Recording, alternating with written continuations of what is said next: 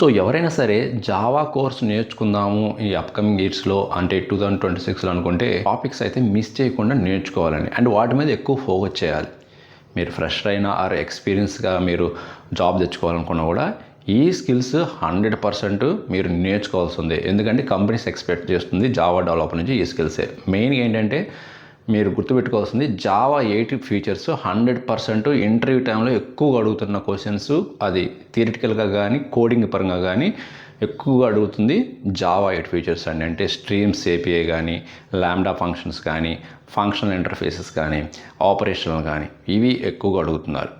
And next ఏంటంటే ఇంక as యూజువల్గా మీకు తెలిసిందే ఓప్స్ కాన్సెప్ట్స్ మీద ప్రతిదీ థియరిటికల్గా కాకుండా అది ఎక్కడ ప్రాజెక్టులు అప్లై చేస్తున్నారు, ఎలా ఇంప్లిమెంట్ చేశారు, రియల్ టైంలో మీ ప్రాజెక్టులు ఎక్కడ యూజ్ చేశారని కూడా మీరు 1 or 2 ఎగ్జాంపుల్స్ అని నేర్చుకోవాలి. అండ్ నెక్స్ట్ది collections concept, list, set, map ఇవి ఎక్కడ ఎక్కువగా యూజ్ చేస్తున్నారు రియల్ టైంలో, వీటి మధ్య డిఫరెన్స్ ఏంటి, రియల్ టైంలో ఎక్కడ ఎక్కువగా యూజ్ చేశారు, ఏ సిచ్యువేషన్లో ఏ ఇంటర్ఫేస్ యూజ్ చేశారు అనేది మీరు కన్ఫామ్గా తెలిసి ఉండాలి. వాటి differentiate and real time exam. And అదేవిధంగా ఎక్సెప్షన్ హ్యాండ్లింగ్. ఇవన్నీ నేర్చుకున్న తర్వాత చాలామంది మిస్ చేసే ఇంకొకటి ఏంటంటే multi threading concept. Multi threading 100% నేర్చుకొని ఉండాలి. సో ఈ టాపిక్స్ మోస్ట్గా మీకు 90% ఇంటర్వ్యూలో కవర్ చేసేది. నెక్స్ట్ ఏంటంటే స్ప్రింగ్ బూట్ అండి. స్ప్రింగ్ బూట్ అంటే ఏదో అనోటేషన్స్ కొన్ని నేర్చుకొని వెళ్దాం ఇంట్రెస్ట్ కాదంటే సరిపోదు. బూట్లో ఫండమెంటల్ కాన్సెప్ట్స్తో పాటు మీరు ఈ రెస్ట్ ఏపీఐ డిజైన్ కూడా తెలిసి ఉండాలి. గెట్, పోస్ట్, పుట్, డిలీట్, దాని యొక్క validations, rest API design validations ఎలా చేసామో తెలిసి ఉండాలి.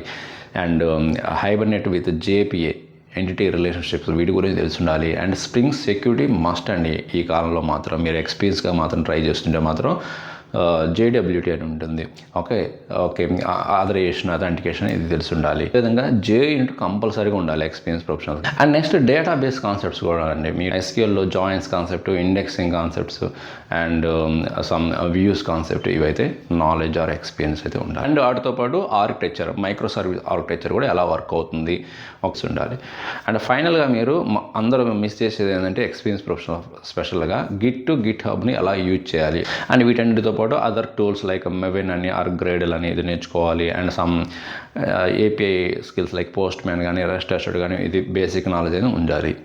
ఓకే. అండ్ వీటన్నిటితో పాటు డాకర్లో మీరు మీ అప్లికేషన్స్ని ఎలా రన్ చేస్తారో జావా అప్లికేషన్స్ని కన్ఫామ్గా సీనియర్ జావా డెవలపర్ కావచ్చు, ఎక్స్పీరియన్స్ జావా డెవలపర్స్ తెలిసి ఉండాలి ఫ్రెష్. సో ఇన్ని స్కిల్స్ కన్ఫామ్గా 2026లో ఉంటేనే మీ ప్రొఫైల్ షార్ట్ లిస్ట్ అవడానికి అవకాశం ఉంటుంది. అండ్ జాబ్ రావడానికి కూడా ఉంటుంది. మోర్ యూస్ఫుల్ ఇన్ఫర్మేషన్ కంటెంట్ కోసం మన lucky tech YouTube channel follow అండి. ఓకే. అండ్ మర్చిపోకుండా లైక్ చేసి మీ ఫ్రెండ్స్కి షేర్ చేయండి.